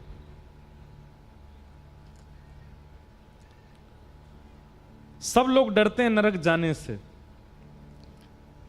पर ये 7 लक्षण जिसमें दिखाई देते हो, 6-7 लक्षण हैं, समझो वो नरक जाएगा। कौन कौन से? अत्यंत कोप कटुका च वाणी दरिद्रतां च स्वजनेषु वैरम नीच प्रसंग कुलहीन सेवा चिन्हानि देहे नरकम गताना। ये 6 चिन्ह जिनमें दिखाई दे रहे हो, समझ जाना कि वो नरक निश्चित जाएंगे। सबसे पहला अत्यंत कोप, भयंकर गुस्सा। सब लोग इधर देखो। सबसे पहला अत्यंत कोप। किसी व्यक्ति को यदि भयंकर गुस्सा आता है तो निश्चित है कि वो नरक जाएगा। कटुकाच वाणी, किसी की वाणी इतनी कड़वी है कि वो जब बोलता है तो सामने वाले का हृदय इतना दुखी हो जाता है कि नेत्रों से आंसू आ जाते हैं। ऐसा व्यक्ति नरक जाएगा। अत्यंत कोप कटुकाच वाणी दरिद्रताम च, जो व्यक्ति कभी संतुष्ट नहीं रहता, कभी भी संतुष्ट नहीं है, उससे कभी भी पूछ लो, भोजन बनाने वाला पूछ ले, भोजन अच्छा बना, उसमें भी कमी निकाल देगा। वस्त्र बनाने वाला बोले भैया आपको कुर्ता बढ़िया आ गया, उसमें भी कमी निकाल देगा। बाल काटने वाला पूछे बाल बढ़िया कटे, उसमें भी कमी निकाल देगा। मतलब वो हमेशा असंतुष्ट ही रहता है। ऐसा व्यक्ति भी नरकगामी होता है, सोच लीजिए। क्योंकि अभी ये तो हमने बहुत सामान्य सी बातें बताई हैं मंच से, भोजन में कमी निकालना हो। कई लोग तो लोगों में ही इतनी कमियां निकालते हैं, भले ही अनंत गुणवान व्यक्ति उनके सामने आ जाए उसमें भी दोष देख लेते हैं। दरिद्रताम च, जो असंतुष्ट रहता है, कभी संतोष नहीं करता। अत्यंत कोप कटुकाच वाणी दरिद्रताम च, और 4थी वस्तु स्वजनेषु वैरम, अपनों से बैर करता है। जो उसके शुभ चिंतक हैं, जो उसको अच्छा बताते हैं, भाई देखो तुम ऐसा गलत मत खाया करो, गलत लोगों के पास मत जाया करो, गलत काम मत किया करो, ऐसे लोगों को अपना शत्रु मान लेता है और उनका त्याग कर देता है। स्वजनेषु वैरम। और 5वां बताया नीच प्रसंग, बहुत ध्यान से सुनिएगा। स्वयं मांस नहीं खाता, स्वयं मदिरा नहीं पीता, लेकिन जिनके साथ बैठता है, जिनके साथ घूमता है, जिनके साथ खेलता है, वो सब काम करते हैं। खुद कभी पाप की चीजें नहीं करता, बहुत शुद्ध रहता है, लेकिन जिनके साथ 24 घंटा उसका उठना बैठना, वो सारे गलत काम करते हैं। वो तो जाएंगे नरक में, आपको और लेके जाएंगे। आप नरक जाकर के यमराज जी से पूछोगे मैंने तो कोई पाप किया नहीं, आपने मुझको क्यों बुलाया? यमराज जी कहेंगे क्योंकि तुम संग रह करके उसको सुधारे नहीं, इसलिए तुमको बुलाया। ये बात हम नहीं कह रहे हैं, शास्त्र प्रमाण है। नीच प्रसंग, नीच व्यक्ति का संग करने से भी नरक जाना पड़ता है। और कुलहीन सेवा, माता पिता से अगर कोई बालक द्रोह करता और आप उसकी सेवा करते हो, आप उसको और बढ़ावा देते हो, तो भी आपको नरक जाना पड़ेगा। इस प्रकार ये 6 चिन्ह हैं नरक के, इनका वर्णन किया गया, अजामिलोपाख्यान सुनाया गया। आगे भागवत जी में फिर भगवान के परम भक्त श्री वृत्रासुर का चरित्र सुनाया। यही वृत्रासुर अपने पूर्व जन्म में चित्रकेतु नाम के एक गंधर्व थे। प्रहलाद जी का चरित्र सुनाया। हिरण्यकश्यप के खानदान में, हिरण्यकश्यप के परिवार में भगवान के कुलीन भक्त का प्रादुर्भाव हुआ, जिनका नाम था श्री प्रहलाद जी महाराज। एक बात याद रखिएगा, या तो परिवार में भक्त का प्रादुर्भाव ठाकुर जी की इच्छा से होता है, या फिर परिवार में भक्त का प्रादुर्भाव माता पिता की इच्छा से होता है। कई बार माता पिता की इच्छा से नहीं भी थी, फिर भी कोई भक्त बालक घर में जन्म ले तो ये ठाकुर जी की इच्छा है। हिरण्यकश्यप जैसे दानव, हिरण्यकश्यप जैसे महान घनघोर राक्षस के यहाँ प्रहलाद जी का जन्म हुआ, ये भगवत इच्छा थी। उनकी पत्नी जब गर्भवती थी, उस समय पर हिरण्यकश्यप हिमालय पर तप कर रहे थे और उसी काल में नारद जी ने आकर के उनकी पत्नी कयाधु को भगवत चर्चा सुनाई, जिसके प्रभाव से हिरण्यकश्यप जैसे दानव परिवार में एक प्रहलाद जैसे बालक का जन्म हुआ। प्रहलाद जी जब 5 वर्ष के हो गए तब हिरण्यकश्यप हिमालय से लौट करके आया और आकर के अपने पुत्र को जब पहली बार देखा, गोद में ले लिया। बहुत प्रेम करते थे अपने पुत्र से। प्रहलाद जी को पढ़ने के लिए दानव विद्यालय में भेजा, जहां पर दानवी विद्या सिखाई जाती थी। प्रहलाद जी महाराज दानव विद्यालय में जाते, 1 साल बाद जब लौट करके आए तो पिता ने गोद में बैठा के पूछा, बेटा तूने क्या सीखा? कोई अच्छी बात बताओ जो तुमको बहुत अच्छी लगी हो, आज तक तुमने किसी से सीखी हो, मुझे बताओ। प्रहलाद जी इतने खुश हो गए, पिताजी आप सुनना चाहते हैं? एक बहुत अच्छी बात मुझको पता है। हिरण्यकश्यप बोले, हां बेटा सुनाओ।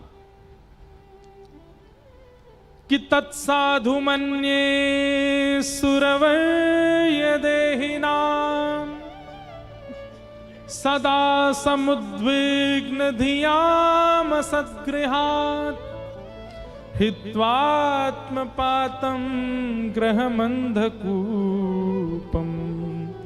वनं गतो यद्धरिमाश्रयेत। पिताजी, प्रहलाद जी कह रहे हैं हिरण्यकश्यप से, ये संसार एक अंधा कुआं है और हम सब खाते पीते हंसते खेलते सब इसमें गिरते जा रहे हैं। पिताजी, इस कुएं में गिरकर के प्राणों का त्याग कर देना और जीवन को निरर्थक करने से अच्छा है इस कुएं में कूदने से पहले हित्वात्म पातम ग्रहमंद कूतम वनम गतो यद्धरिमाश्रयेत, वन में जाकर के हरि का स्मरण करना चाहिए। क्योंकि हम सब संसार के लोग तो भेड़ की चाल चलते हैं, आगे वाली भेड़ जहां जाती है सब लोग वहीं जाते हैं। अब देखो, किसी की मृत्यु हो जाती है तो हमारे सनातन धर्म में क्या नियम है? उसको अर्थी में लेटा करके और पूरे नगर से फिर शमशान लेके जाते हैं और क्या गाते जाते हैं? राम नाम सत्य है, गोविंद नाम सत्य है, कृष्ण नाम सत्य है, गोपाल नाम सत्य है।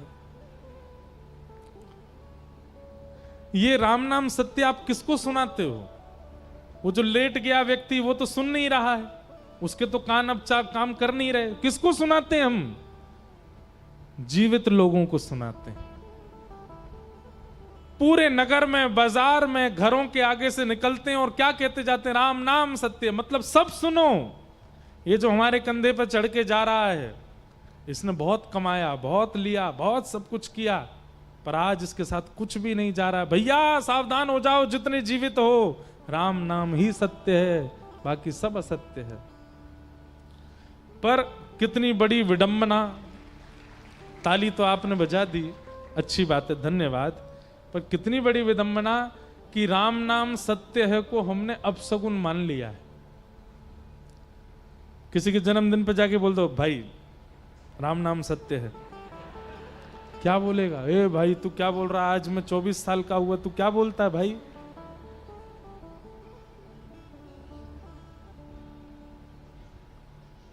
किसी को उपहार में लोग फ्रेम बना करके देते हैं, उसमें कुछ ना कुछ लिख करके देते हैं। कई लोगों के नए घर में प्रवेश होते हैं तो स्लोगन्स वाले अच्छे अच्छे वो पोर्ट्रेट देते हैं, तो अपने घर में लगावे, बढ़िया एम्ब्रॉयडरी लिखवा करके ले जाओ, राम नाम सत्य है। किसी के गृह प्रवेश में ही दे दो, ले भाई। महाराज सामने वाला व्यक्ति इतना घबरा जाएगा, मेरा गृह प्रवेश हुआ, तू क्या बोल रहा है? हमने संसार के सबसे बड़े सत्य को असत्य मान लिया, अपशगुन मान लिया। इससे बड़ा दुर्भाग्य क्या है हमारा? आप लोग हंसे क्यों? किसी के बर्थडे पर जाके राम नाम सत्य बोलने पर आप हंसे क्यों? क्योंकि आप भी ये मानते हो कि राम नाम सत्य हमसे भी कोई ना बोले। ये दुर्भाग्य है हमारा। राम नाम ही सत्य है, आगे सब असत्य है। सांचो एक राधा रमण, झूठो सब संसार। प्रहलाद जी वही बात बता रहे हैं अपने पिताजी को, पिताजी मृत्यु के बाद में भगवान नाम सत्य बोलने का कोई अभिप्राय नहीं है। जीवित अवस्था में बोलना चाहिए। हित्वात्म पातम ग्रहमंद कूपम वनम गतः यद्धरिमाश्रयेत, वन में जाकर के भजन करना चाहिए। हिरण्यकश्यप को क्रोध आया, उठा करके अपने पुत्र को दूर पटक दिया। अनेक प्रयास करके प्रहलाद जी को मारना चाहा, पर प्रहलाद जी का बाल बांका भी नहीं हुआ। सब जगह हरिनाम ने रक्षा की। एक दिन पिताजी महाराज बोले, ए प्रहलाद तू बच कैसे जाता है? तेरे को पहाड़ से फेंक देते हैं, हम नदी में डुबा देते हैं, तू जहर पिला देते हैं, हर चीज में बच कैसे जाता है? प्रहलाद जी इतना सुंदर उत्तर देते हैं। प्रहलाद जी कहते हैं, दंता गजानाम कुलिशाग्र निष्ठुर शीर्णायते ते नवलम ममैतत् महाविपत्ताप विनाशनोयम जनार्दनानुस्मरणानुभाव। प्रहलाद जी कहते हैं, भैया इतनी बड़े बड़े प्रयासों से भी मेरी मृत्यु नहीं हुई। क्यों? क्योंकि मेरे इष्ट का नाम मेरी जीभ पर रहता है। सोचो, जिनका नाम मेरी रक्षा कर रहा है वो स्वयं प्रकट हो गए तो क्या होगा? जिनके नाम में इतनी सामर्थ्य है कि मैं सारी परिस्थितियों से सुरक्षित बच करके आ गया, कभी अगर वो प्रत्यक्ष मेरे सामने प्रकट हो गए या तुम लोगों के सामने आ गए, तो जिनका नाम इतना प्रभावशाली, वो प्रत्यक्ष कितने प्रभावशाली होंगे? विचार करो। और एक दिन वो घड़ी आई, हिरण्यकश्यप बोला, आज तेरे हरि को ही प्रत्यक्ष प्रकट करता हूं, बता कहां रहता है वो? पिताजी आप गलत प्रश्न पूछ रहे हैं। कहां रहता है ऐसा मत पूछिए, ये पूछिए कहां नहीं रहता। सब जगह खंबायु यज्ञम सलिलम महिम च ज्योतिंसि सत्वानि दृशो द्रुमादीन सनित समुद्रांश हरे शरीरम यत्किंचि भूतम प्रणमेत अनन्यम। एक बार नामदेव जी महाराज ठाकुर जी से बोले, नाम जपते जपते बोले, ठाकुर जी मैं आपका सबसे बड़ा भक्त बन गया हूं।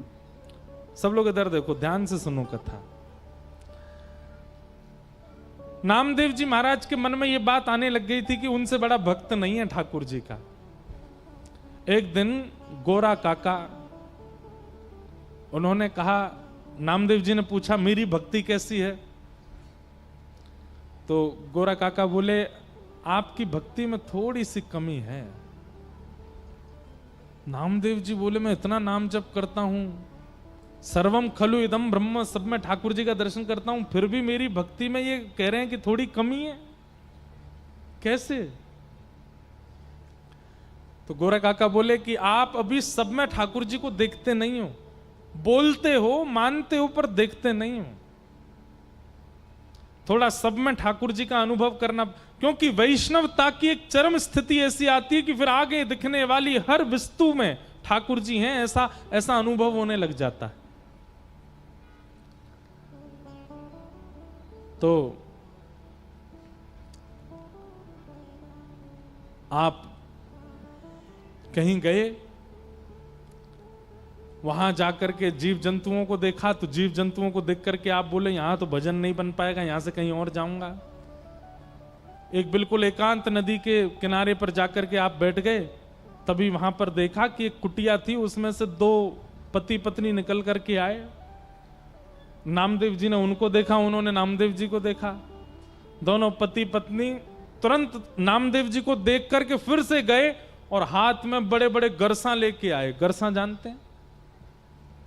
आपके यहां गरसा नहीं जानते होंगे, तलवार मान लो, तलवार जैसी होती गरसा। तलवार लेकर के आए और नामदेव जी की तरफ भागे, और दोनों पति पत्नी बोले, बहुत दिन से भूखे थे, आज बढ़िया नर मिला है, इसी को पका के खाएंगे। नामदेव जी महाराज तो वहां से भागे, महाराज अपनी सब नाम वाम लेकर के दौड़े, सीधे श्री पंडरीनाथ जी के पास जाकर के रुके, सांस लेने लगे जोर जोर से। पंडरीनाथ भगवान बोले, क्या बात है? बोले, गोरा काका बोले, तुम्हारी भक्ति में कमी है, तुम सब में परमात्मा देखा करो। मैं तो गया था देखने के लिए, पर दो दंपति मेरे ही पीछे तलवार लेके भागे मुझे मार के खाने के लिए। कैसे परमात्मा देखूं? ठाकुर जी जोर से हंसे, हंस करके बोले, ए नामा, वो दो जो तेरे पीछे भागे थे ना, वो मैं और रुक्मणी जी ही थे। लेकिन तू हमको वहां देख नहीं पाया, तू हमारा अनुभव वहां कर नहीं पाया। जेही जाने जाहि देहु जनाई, वो ही जान सकता है ठाकुर जी को जिसको ठाकुर जी जनाना चाह रहे हो। कई लोगों को मंदिर में भी पत्थर दिखाई देता है, ठाकुर जी का अनुभव नहीं होता। इसलिए अपने ऊपर कभी अभिमान मत कीजिएगा अपनी भक्ति का। ठाकुर जी चाह रहे हैं इसलिए नाम जपते हो, ठाकुर जी चाहते हैं इसलिए तिलक लगा रहे हो, ठाकुर जी चाहते हैं इसलिए कथा सुन रहे हो, ठाकुर जी चाह रहे हैं इसलिए कथा कह रहा हूं, ठाकुर जी चाहते हैं इसलिए वृंदावन जाते हो, ठाकुर जी चाहते हैं इसलिए संत आपके यहां आते हैं, ठाकुर जी चाहते हैं इसलिए पंढरपुर जाते हो।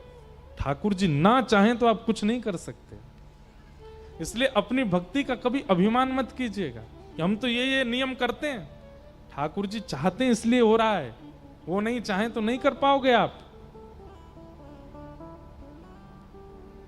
प्रहलाद जी महाराज बोले, पिताजी भगवान कहां नहीं है? सब जगह है। अच्छा, इस खंबे में? बोले हाँ।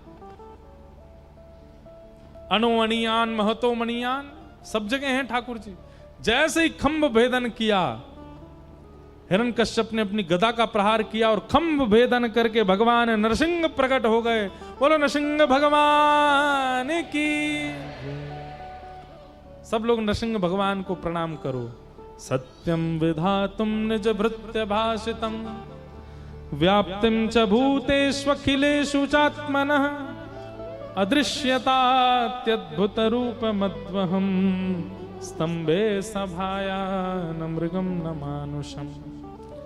भगवान नरसिंह प्रकट हो गए, नरहरि प्रकट हो गए और प्रकट होकर के हिरण्यकश्यप के साथ युद्ध करके उसको समाप्त किया। प्रहलाद जी ने स्तुति गाई, भगवान ने उनको वरदान प्रदान किया, अनुग्रह किया। बोलो नरहरि भगवान की। आगे देवासुर संग्राम, बलि वामन अवतार की कथा, गजेंद्र मोक्ष की कथा, नवम स्कंद में समस्त सूर्य वंश के राजाओं के प्रसंग सुनाते हुए प्रभु श्री राम के अवतार का प्रसंग सुनाया गया। अब हम जल्दी से ठाकुर जी का जन्मोत्सव करेंगे। अभी रामनवमी का मंगल उत्सव परसों यहां होगा। हम लोग परसों भी श्री राम जी के मंगल जन्मोत्सव की कथा आप सबको सुनाएंगे। आज तो कृष्ण जन्म की कथा है, कल कृष्ण बाल लीला होगी, परसों रुक्मणी मंगल की कथा है। तो प्रारंभ में या मध्य में कहीं राम जन्म की भी कथा कहेंगे और राम जन्मोत्सव भी कथा में मनाएंगे। और एक चीज सुन लीजिए, हमारी अभी किसी से बात तो हुई नहीं है, लेकिन हम अपने मन से ही बता रहे हैं, विश्राम दिवस की कथा बहुत जल्दी होगी, क्योंकि 10 बजे के बाद गर्मी होनी बहुत प्रारंभ हो जाती है। इसलिए कथा सुबह 8 बजे से प्रारंभ होगी। अब आप सब लोग सवेरे सवेरे उठ के जल्दी, और सुनिए उस दिन हम 8 बजे ही आ जाएंगे क्योंकि 12 बजे हमको प्रस्थान करना है। इसलिए आप सब लोग यहाँ 8 बजे आ जाइए, 11 साढ़े 11 बजे तक कथा, और फिर जब तक ठाकुर जी का मन कराएगा करेंगे कथा, और कह करके फिर विश्राम दिवस को जल्दी कथा करके निकल जाएंगे। आप सब लोग समय का ध्यान रखना। प्रभु श्री राम के प्रादुर्भाव का प्रसंग हम लोग परसों सुनेंगे। एक श्लोक में राम जी को प्रणाम कर लेते हैं। सब लोग हाथ जोड़ के प्रणाम करो। गुरुवर थे त्यक्त राज्यो व्यचरद अनुवनम पद्म पद्भ्याम प्रियाया पाणिस्पर्शा क्षमाभ्याम व्रजत पथरुजो यो हरिन्द्रानुजाभ्याम वैरूप्या शूर्पणख्या प्रिय विरहरुष रोपितब्रू विजंभ तस्ताब्धे बद्ध सेतु खलद बदहन कौशलेन्द्रो वतान्न। राजा रामचंद्र भगवान की। ये एक श्लोक की राम कथा है भागवत जी में, एक श्लोक में पूरी राम कथा, और फिर इसके बाद 2 अध्याय में राम कथा है पूरी। ऐसे राम जी को हम, और परसों जो हम रामलीला सुनाएंगे ना थोड़ी सी, वो भागवत जी में जो रामलीला है वो सुनाएंगे। आपने मानस जी की तो सुनी होंगी, वाल्मीकि रामायण सुनी होंगी, पर भागवत जी की राम कथा सुख रामायण, परसों उसके बारे में कुछ कहेंगे। चंद्रवंश के राजाओं की कथा सुनाते हुए कृष्ण लीला 2 श्लोकों में सुना करके परीक्षित को सुखदेव जी शांत हो गए। अब यहां से 10वां स्कंद प्रारंभ होता है और श्री सुखदेव जी महाराज के चरणों में परीक्षित कहते हैं, कथितो वंश विस्तारो भवता सोम सूर्ययो राज्ञां चो भयवंशानां चरितम परमाद्भुतम। बहुत ध्यानपूर्वक सुनिएगा। अब कृष्ण लीला में हम प्रवेश कर रहे हैं। 4 दिन से कथा चल रही है, आज चौथा दिन है, पर हमारी आपकी तरह कथा नहीं होती थी। 5, 5:30 प्रारंभ हुई, 8, 8:30 पूरी हो गई। सुखदेव जी मंच पर पहले दिन बैठे हैं और 4 दिन तक 24 घंटे कथा चल रही है। परीक्षित सामने एक आसन में बैठकर के पूरी कथा सुन रहे हैं। आज चौथे दिन की कथा जैसे ही प्रारंभ हुई तो कृष्ण लीला 2 श्लोकों में सुना दी। मथुरा में जन्म हुआ, जन्म लेती गोकुल गए, गोकुल से ठाकुर जी वृंदावन गए, वृंदावन से मथुरा के कंस को मार दिया, रण छोड़ के द्वारिका गए, 16,108 ब्याह किए, महाभारत का युद्ध हस्तना कुरुक्षेत्र में करा करके ठाकुर जी ने पांडवों को विजय दिलवा दी। वापस आकर के कुछ लीला करके भगवान अपने स्वधाम को चले गए। बस ऐसे पूरी कथा सुना दी और सामने एक आसन पर बैठे परीक्षित। परीक्षित बोले, सुखदेव जी, हे गुरुवर, हो गई कृष्ण कथा? बोले, यही है कृष्ण कथा, इससे ज्यादा कुछ है नहीं कृष्ण कथा में। मथुरा में ये किया, वृंदावन में ये किया, गोकुल में ये किया, द्वारिका में ये किया, ठाकुर जी बस ये सब लीला ही है, हो गए, चले गए। तब परीक्षित जी कहते हैं, भगवान आप मुझे कितने भी राजाओं की कथा सूक्ष्मता से सुना दीजिए, मैं सब राजी हूं, पर जिन्होंने मेरी मां के गर्भ में प्रवेश करके मेरे प्राण रक्षा की, उनकी कथा आप ऐसे मत सुनाओ, विस्तार से सुनाओ। सुखदेव जी बोले, 4 दिन हो गए, तुमने आसन भी नहीं बदला अपना, कुछ खा लो, कुछ पी लो, थोड़ा बाहर घूम लो, थोड़ा आराम कर लो, फिर सुना दूंगा। आहा, ये भाव जब चित्त में आता है तब कृष्ण लीला प्रारंभ होती है। आज मुझसे कई लोग बोले, महाराज जी, हमारे भुसावल के लोग कह रहे हैं, महाराज जी से कह दो ब्रज भाषा में कथा सुना दें, ब्रज की भाषा में कहें। ब्रज भाषा में कथा अच्छी तो लगती है, पर ब्रज की भाषा के लिए ब्रज में प्रवेश भी तो आवश्यक है, और ब्रज में प्रवेश के लिए परीक्षित जैसी स्थिति चाहिए। परीक्षित क्या कहते हैं, मुझे भूख नहीं लगती, मुझे प्यास नहीं लगती, मुझे निद्रा नहीं आ रही है, मुझे कहीं नहीं जाना है, मेरे मन, बुद्धि, जीव, नेत्र, कान अब सब कुछ कृष्ण को सुनना चाहते हैं। मुझे भूख भोजन की नहीं है, कृष्ण लीला की है। मुझे प्यास पानी की नहीं, कृष्ण चरित्र की है। मुझे शयन नहीं करना है, अब तो बस नेत्र बंद करके खोना है कृष्ण लीला में। ऐसी स्थिति जब तन की हो जाती है तब ब्रज में प्रवेश मिलता है, तब ब्रज की भाषा आती है। परीक्षित जी महाराज बोले, भगवान पिबंतम त्वन्मुखाम्भोज च्युतम हरि कथामृतम। आप ये हरि की कथा जो सुना रहे हैं ये अमृत के समान लग रही है, पर कृपा करके कृष्ण लीला 2 श्लोकों में मत सुनाइए, विस्तार से मुझको सुनाइए। मैं सुनना चाहता हूं कि ठाकुर जी ने कैसे लीलाएं की हैं। मुझे भूख प्यास नहीं है, आप तो बस सुनाते रहिए। इसे कहते हैं तत्परता, इसे कहते हैं व्याकुलता, उत्कंठा, और आपकी भाषा में तड़प। ये तड़प भी जब ब्रज लीला सुनने की होती है ना, तब ब्रज में प्रवेश मिलता है। सुखदेव जी बोले, अब मैं तुमको कृष्ण लीला सुनाऊंगा, क्योंकि तुम उसके अधिकारी बन चुके। और सुनाया। भगवान ने आकाशवाणी करके देवी देवताओं को आज्ञा कर दी थी कि हम वसुदेव के घर जन्म लेंगे। यहां सूरसेन मंडल के राजा, उनके बेटा वसुदेव जी, उनका विवाह देवक राजा की बेटी देवकी के साथ में हुआ। और देवकी के ताऊजी का बेटा है कौन? कंस, उग्रसेन का बेटा। कंस सब लोगों की नजरों में अपनी छवि अच्छी बनाने के लिए अपनी बहन का कन्यादान करता है और विदा करने के लिए साथ लेकर के जा रहा, स्वयं रथ चला करके जा रहा है। तभी आकाशवाणी हो गई, अरे कंस, जिस बहन को तुम विदा करने जा रहे हो उसी का अष्टम गर्भ तुम्हारा काल होगा। तुरंत तलवार निकाल करके अपनी बहन के सिर को धड़ से अलग करने लगा। वसुदेव जी ने चरण पकड़े, इनको मत मारो, इनका बालक तुम्हारा काल है, ये तुम्हारी काल नहीं। हम वचन देते हैं जितने बालक होंगे हम सब तुमको दे देंगे, पर इनको मत मारो, तुम्हारी बहन है। बहन को कोई मारता, बहन को और बेटी को कोई मारता है? हमारे शास्त्र आज्ञा करते हैं बंधुओं, चाहे कितना भी बड़ा अपराध किया हो, मातृशक्ति को मृत्यु दंड देने का अधिकार नहीं है। आज का न्याय, आज का लॉ क्या बन गया वो जाने, उसका भी सम्मान है, पर शास्त्र आज्ञा ये करते हैं कि माताओं को नहीं मारना चाहिए, चाहे कितना ही बड़ा दंड हो।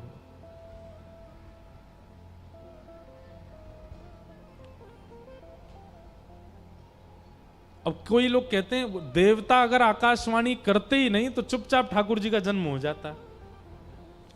भगवान अगर देवता आकाशवाणी नहीं करते, वसुदेव और देवकी का ब्याह हो जाता, ठाकुर जी आराम से जन्म लेते, कंस को मार देते। देवताओं ने आकर के आकाशवाणी करके सब खत्म कर दिया। नहीं, बात सुनिएगा, कंस ने एक प्रावधान बनाया था, कंस ने एक स्वरूप बनाया था। वो पूरी मथुरा नगरी के आगे इतना अच्छा दिखाना चाह रहा था अपने आप को, देखिए मैं अपनी बहन का कन्यादान कर रहा हूं, सारथी होते हुए भी खुद रथ चला के जा रहा हूं। वो ऐसा आडंबर जीवन भर करता रहता और मथुरा के लोग उसी को ही अपना भगवान मान लेते, और फिर जब भगवान आकर के कंस का वध करते तो सब भगवान के विरुद्ध खड़े हो जाते।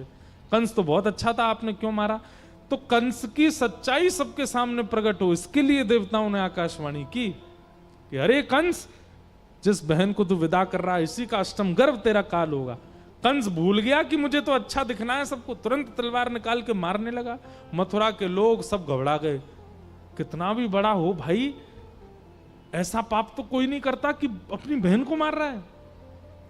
और उसके बाद अपने काल से बचने के लिए उसका पाप रूप आगे आता ही गया, आता ही गया। तो मथुरा के लोगों ने, जब भगवान ने कंस को मारा तो मथुरा के लोग कंस के पक्ष में नहीं थे, ठाकुर जी के पक्ष में थे, क्योंकि कंस की सच्चाई सबके सामने पहले ही आ गई थी कि वो अच्छा नहीं है।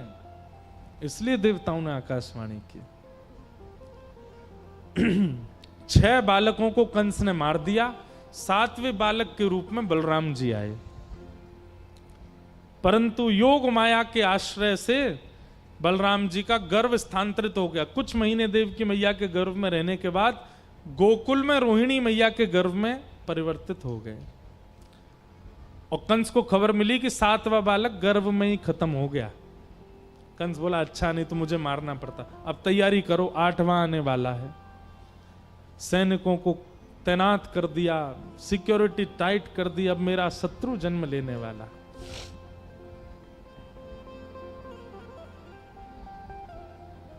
एक बात कहें, मन में आ रही है इसलिए बोल देते हैं, जिस चीज से आप बहुत भयभीत रहते हो ना कहीं वो आपके पीछे ही रहती है।